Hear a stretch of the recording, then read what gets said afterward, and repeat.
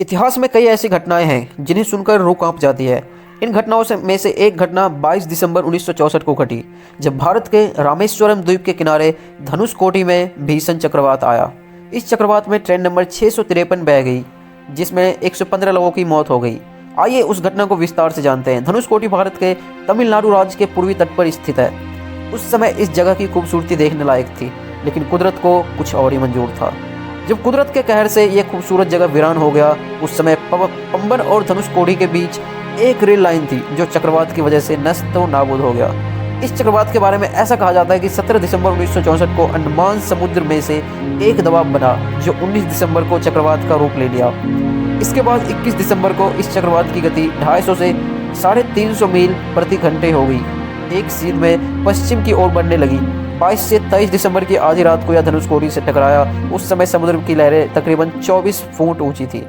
उस रात 11:55 पर train number 653 Pamban railway station पर पहुंची। उस समय किसी को खबर नहीं थी कि 22 दिसंबर की रात उनकी आखिरी रात है।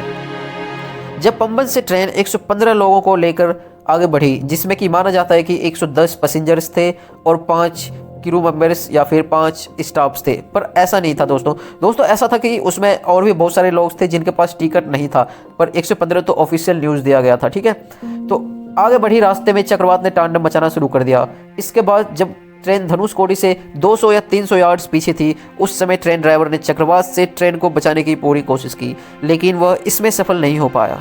तभी समुद्र की लहरें ट्रेन से टकराई और ट्रेन को दूर बहा ले गई। ऐसा माना जाता है कि उस समय चक्रवात की गति 250 से 350 मील प्रति घंटे थी। इस चक्रवात की चपेट में आने से ट्रेन में मौजूद सभी 115 लोगों की मौत हो गई, जबकि इस चक्रवात से 1800 लोगों की मौत हुई थी।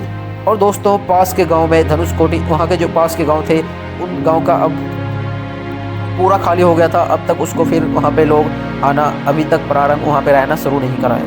ठीक है दोस्तों, तो हम मिलेंगे अपने नेक्स्ट वीडियो में। तब तक के लिए जय हिंद।